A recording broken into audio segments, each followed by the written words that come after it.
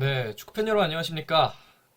계속해서 외국인 선수 정리를 하고 있는데 이게 이틀 정도의 간격을 두고 영상을 올리는 게 좋겠다라는 생각이 들어서 그리고 그렇게 하면 이제 외국인 선수에 대한 어떤 팀적인 정리가 되는 팀이 늘어나지 않을까라는 생각이 들어서 이틀 만에 한 번씩 올려야겠다라고 생각을 했는데 이제 울산현대를 올리고 하루가 지난 상황에서 내일 올릴 게 없는데 라는 생각을 하다가 강원의 경우에는 어느 정도 좀 마무리가 된 것 같다는 생각이 들더라고요. 물론 또 추가적인 영입이 있을 수도 있겠지만 일단은 이 이상의 영입이 있을 경우에는 조금 더 기다리는 것보다는 미리 다뤄드리는 게 낫겠다라는 생각이 들어서 일단은 강원을 좀 소개를 해드리는 영상을 먼저 올릴 예정이고요.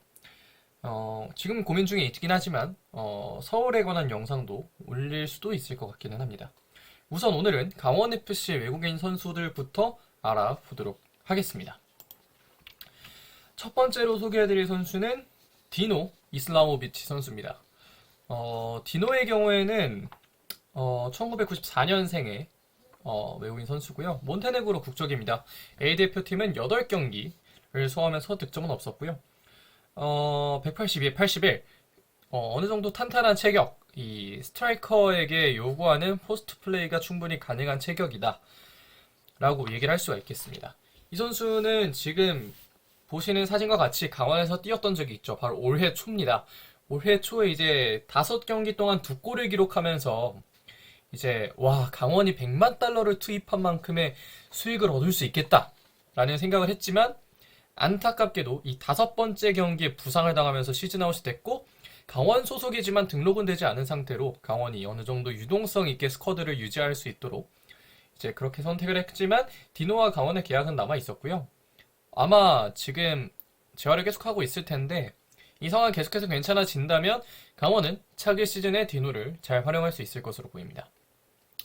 디노의 경우에는 몬테네그로 대표팀에서 이제 스테판 모고샤 선수의 백업 역할을 했었고요. 앞에서 말씀을 드렸던 대로 로젠부르크에서 좋은 폼을 보여주던 선수입니다. 강원이 100만 달러라는 큰 금액과 함께 영입을 했고 선수 본인 역시 좋은 폼 보여주면서 많은 기대를 모았다고 앞에서도 말씀을 드렸죠. 하지만 불의 부상과 함께 리그 5번째 경기 만에 시즌 아웃이 됐습니다. 아킬레스로 기억을 하는데요. 이제 그나마 다행인 건 본인의 어떤 부상이 플레이 스타일에는 크게 무리가 가지 않을 수도 있다. 이게 무슨 얘기냐면 디노 같은 경우에는 뭐 엄청난 운동신경을 기반으로 많은 스피드와 이런 것을 사용을 하면서 축구를 해왔던 게 아니잖아요. 강원에서도 포스트 플레이를 좀 해주고 이런 역할을 했었고 강원이라는 팀 역시 스트라이커에게 그런 점들을 좀 바라는 경기 운영을 하고 있기 때문에 그런 데에서는 이제 좋은 피지컬을 기반으로 한 포스트 플레이 그리고 정확한 슈팅 이런 것들만 좀 유지가 된다면 부상을 당했음에도 불구하고 어느 정도 회복을 해서 강원에게 충분한 또 좋은 긍정적인 영향을 충분히 미쳐줄 수 있는 그런 선수가 아닌가. 따라서 디노의 어떤 부상에서의 복귀를 이 강원 팬분들은 좀 더 열렬하게 바라고 계시지 않을까 생각이 듭니다. 뭐 디노 선수는 작년에도 보셨기 때문에 많은 분들이 잘 알고 계실 거라는 생각이 들고요. 다음 선수로 넘어가면 다음 선수는 제페르송 갈레고 선수입니다. 갈레고 선수도 역시 강원 팬들에게 익숙한 선수죠. 97년생 브라질 국적의 선수고요. 176에 70. 이선 윙포드에게는 그냥저냥 괜찮은 피지컬을 갖고 있습니다. 지난해 이제 여름에 강원에 합류를 해서 14경기 동안 3골을 기록했는데요. 주로 교체 출전을 많이 가져갔습니다. 갈레고라고 한다면 지난해 대구를 상대로 했던 원더골이 가장 기억에 남는 선수라고도 많은 팬분들께서 얘기를 하실 텐데 이 선수가 지난해에는 이제 임대로 6개월 합류를 했었지만 이번에는 완전 영입이 성사된 만큼 본인도 강원에 대한 동기부여가 클 거라는 생각을 합니다. 2018년부터 거의 매해 뭐 코로나 기간이 있었던 걸 뺀다면 거의 매해 구단을 옮겨왔기 때문에 한국이라는 곳에 완전 이적을 해서 정착한다는 것 자체가 갈레고 선수에게는 어떤 새로운 마음가짐을 줄 수 있을 것으로 보이고요. 지난해에는 이제 중반이 들어왔기 때문에 최용수 감독의 축구에 어느 정도 적응을 하는 데 시간이 걸렸다면 이번 동계훈련 기간에는 갈레고가 보다 강원의 선수로서 보다 팀에 적응하는 그런 기간이 될 수 있을 것으로 보이고요. 김대원, 양현준이 가지고 있는 장점과는 또 다른 장점을 가지고 있는 선수인 것을 다들 알고 계실 거고 그런 선수이기 때문에 잘 맞춰준다면 새로운 강원의 공격적인 무기가 될 수 있을 것으로 보이고 97이면 이제 점차 신체적 전성기에 접어듦과 동시에 본인도 한 단계 스텝업 할 수 있는 시간이 오고 있다고 볼 수 있을 것 같거든요. 이런 상황에서 갈레오 선수가 어떤 모습을 보여주게 될지 이 점 역시 좀 기대를 하고 볼 수 있을 것 같습니다. 자, 그럼 갈레고는 이 정도로 보고요. 다음은 케빈입니다. 케빈 선수는 수비형 미드필더와 센터백을 모두 소화할 수 있는 선수입니다. 2000년생이 어린 선수이고 스웨덴 연령별 대표팀을 거친 선수인데요. 190에 77이라는 좋은 피지컬을 갖고 있기도 합니다.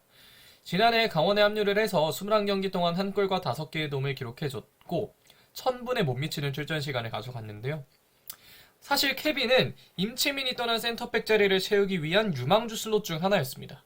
유망주 슬롯 중 하나로 영입을 했고 처음에 센터백으로 쓰고자 했는데 센터백으로서 그렇게 활약이 좋지 않았고 오히려 센터백이 아니라 미드필더로 기용됐을 때 보다 더 좋은 경기력을 보여주면서 센터백이었는데 미드필더입니다. 라는 결론을 내리게 했고요.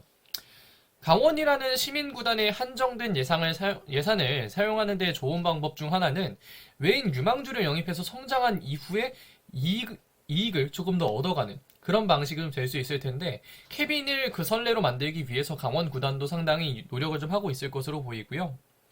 피지컬 좋고 킥이 좋아서 빌드업에도 도움을 줄 수 있는 선수이기 때문에 물론 뭐 이런 장점을 백스리의 뭐 왼쪽 스토퍼 내지는 뭐 중앙에 두고도 할 수 있겠지만 그러기에는 살짝 수비력이 안 좋아서 이 수비적인 부분에서만 살짝만 좀 교정이 된다면 이 백스리의 투볼란치 자리에 들어갈 수 있을 만한 충분한 3선 미드필더로도 기용이 될 수 있을 것으로 보이고 아직 어리기 때문에 지금같이 좀 경험을 쌓아준다면 또 K리그 최고의 3선으로 도약하기 위한 걸음을 또 케빈 선수가 나아갈 수도 있지 않을까라고 좀 생각을 할 수 있을 것 같습니다.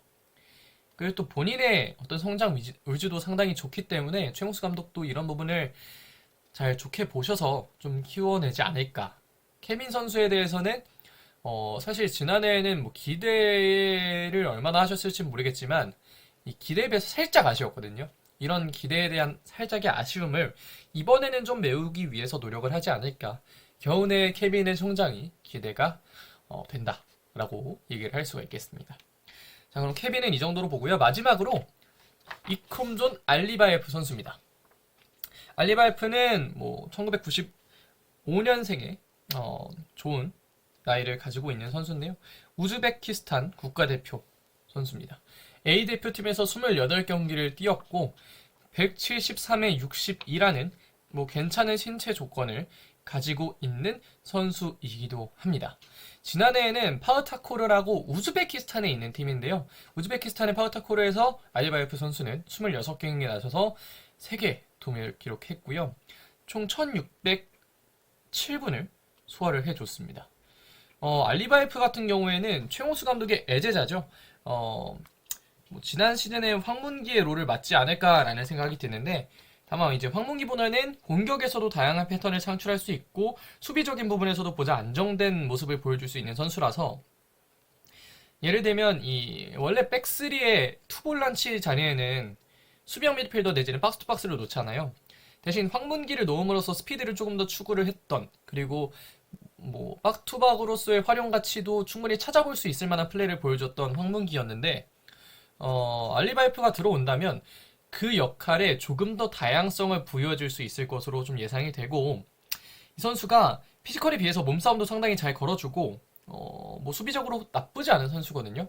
그렇기 때문에 이 알리바이프 선수의 어떤 노력이 좀 큰 꽃을 보게 되지 않을까라는 생각이 들고 앞에서 제가 95년생이라 했던 것 같은데 94년생입니다. PPT가 맞고요.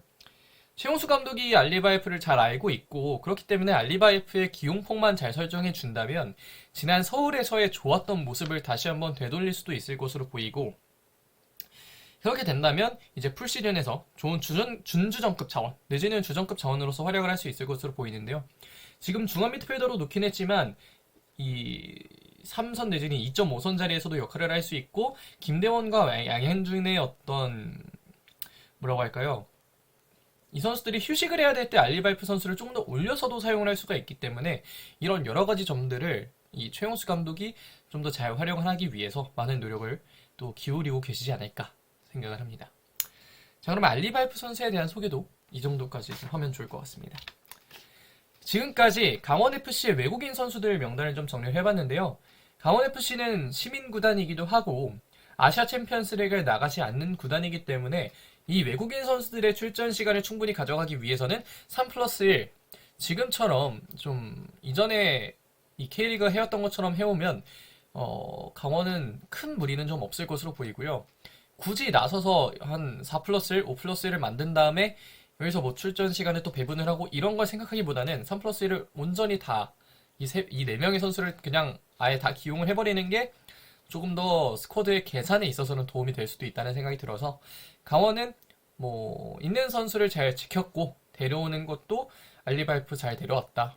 다만 이 선수들의 어떤 활약이 사실 확실하진 않잖아요. 확신을 가질 수가 없고 지난해의 어떤 모습이 어떻게 이어질지 또 어떻게 분석이 될지가 확실하지가 않기 때문에 약간은 약간의 어떤 좀 의구심도 있는 상황에서 이 선수들이 얼마나 잘 활약해주느냐에 따라서 강원의 차기 시즌 또 갈릴 수 있을까라는 생각이 들어가지고요.